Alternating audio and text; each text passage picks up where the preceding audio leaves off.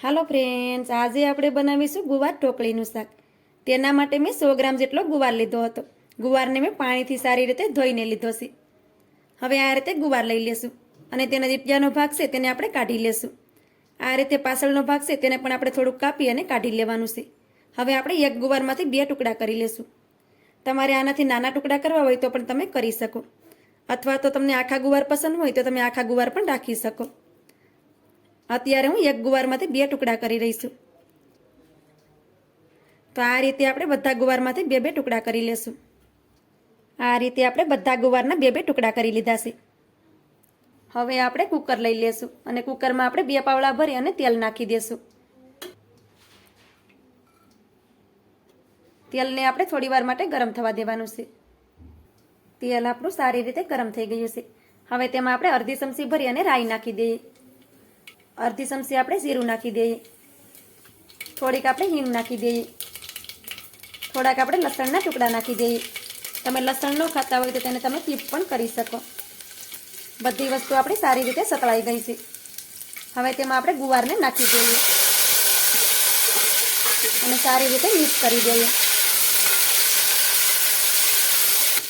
ગુવારને આપણે સારી રીતે મિક્સ કરી દીધો છે. હવે તેમાં આપણે સ્વાદ પ્રમાણે મીઠું નાખી દઈએ.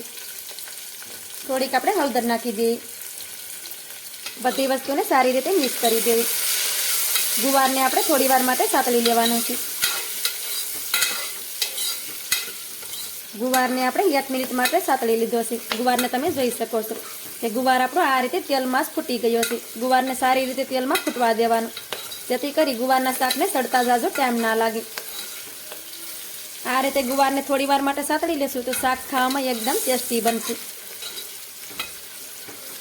ગુવારને તમે જોઈ શકો છો કે સારી રીતે ગુવાર આપણો સતળાઈ ગયો છે.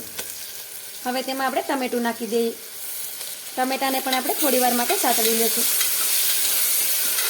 ટમેટાને પણ આપણે સારી રીતે સાતળી લીધા છે. હવે તેમાં આપણે બાકીના મસાલા પણ નાખી દઈશું. 1 ચમચી ભરી આપણે એમાં લાલ મરચું પાવડર નાખી દઈએ. તીખું તમે તમારા પ્રમાણે ઓછું કે વધારે પણ કરી શકો. થોડુંક આપણે ધાણા જીરું પાવડર નાખી દઈએ. હવે તેમાં આપણે થોડું પાણી નાખી દઈએ, જેથી કરી મસાલા આપણા બળી ન જાય. હવે મસાલાને પણ આપણે થોડી વાર માટે પાકવા દેવાના છે. મસાલા પણ આપણે સારી રીતે પાકી ગયા છે. તમે જોઈ શકો છો કે આ રીતે તેલ પણ છૂટું પડી ગયું છે. હવે તેમાં આપણે પાણી નાખી દઈએ. તો તેમાં આપણે 1 ગ્લાસ ભરી અને પાણી નાખશું. તમારે વધારે ગ્રેવી રાખવી હોય તો વધારે પાણી પણ તમે નાખી શકો. સારી રીતે મિક્સ કરી દેશું. તો ગુવારને આપણે સારી રીતે મિક્સ કરી દીધા છે. હવે આપણે ગેસની ફ્લેમને ધીમી કરી દેવાની છે અને શાકની ઉપર આપણે ઢાંકણ ઢાંકી દેવાનું છે.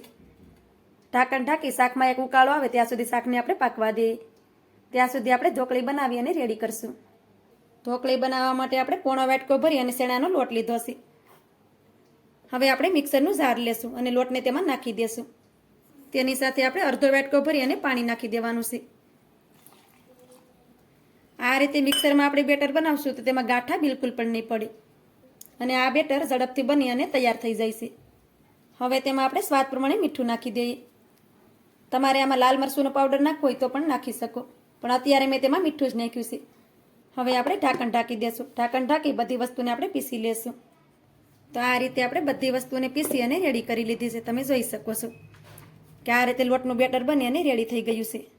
હવે આપણે ઢોકળી બનાવવા માટે આ રીતે થાળી લઈ લેવાની છે અને તેમાં થોડુંક તેલ નાખી દઈએ. થાળીને આપણે તેલથી સારી રીતે ગ્રીસ કરી દેવાની છે,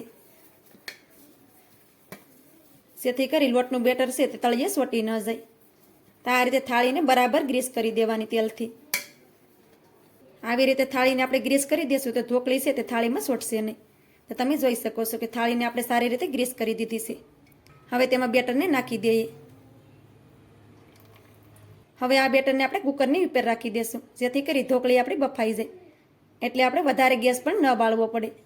થોડી જ વારમાં શાક પણ આપણું સારી રીતે ઉકળવા લાગી ગયું છે. તમે જોઈ શકો છો. હવે આપણે ઢોકળીની થાળી છે તે આ રીતે કુકરની ઉપર રાખી દઈશું અને ઉપરથી આ રીતે બીજી થાળી હોય તેને ઢાંકી દેવાની. ગેસની ફ્લેમને આપણે ધીમી રાખવાની અને ઢોકળીને આપણે ધીમા ગેસ ઉપર જ 5 મિનિટ સુધી બફાવા દેશું, જેથી કરી ઢોકળી આપણી સારી રીતે બફાઈ જશે. ઢોકળીને આપણે ધીમા ગેસ ઉપર જ 5 મિનિટ સુધી સ્ટીમ કરી લીધી છે. હવે આપણે ઢોકળીને શેક કરી લેશું. 5 મિનિટ થાય એટલે આપણે ઢોકળીને જોઈ લેવાની. તો આ રીતે ઢોકળીને તમે જોઈ શકો છો કે ઢોકળી છે તે આપણી સારી રીતે સડી ગઈ છે, બિલકુલ પણ તે હાથોમાં સોટતી નથી. હવે ઢોકળી છે તેને આપણે નીચે ઉતારી દેશું અને થોડી વાર માટે તેને ઠંડી કરી લઈએ, કેમ કે આપણે ગરમ ગરમમાં તેમાં કટ નથી લગાડવાના. ઢોકળી આપણી ઠંડી થાય પછી તેમાં આપણે કટ લગાડવાના છે. ઢોકળી આપણી સારી રીતે ઠંડી થઈ ગઈ છે. હવે તેમાં આ રીતે કટ લગાડી દેશું.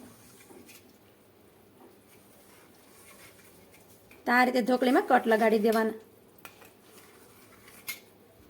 આ રીતે આપણે બીજી સાઈડમાં પણ કટ લગાડી દેશું. જે સાઈઝની તમારે ઢોકળી બનાવવાની હોય તે પ્રમાણે કટ લગાડી દેવા. આ ઢોકળી છે તે ખાવામાં તો ખૂબ જ ટેસ્ટી લાગે છે, એકવાર ચોક્કસથી બનાવજો. તો આ રીતે ઢોકળીમાં આપણે કટ લગાડી દીધા છે. હવે આપણે ઢોકળીને આ રીતે કાઢી લેવાની. તો તમે જોઈ શકો છો કે ઢોકળી છે તે આસાનીથી નીકળી જાય છે. ઢોકળી આપણી સારી રીતે સ્ટીમ થઈ ગઈ હોય તો આ રીતે તે નીકળી પણ જાય છે અને બિલકુલ પણ થાળીમાં સોટશે નહીં.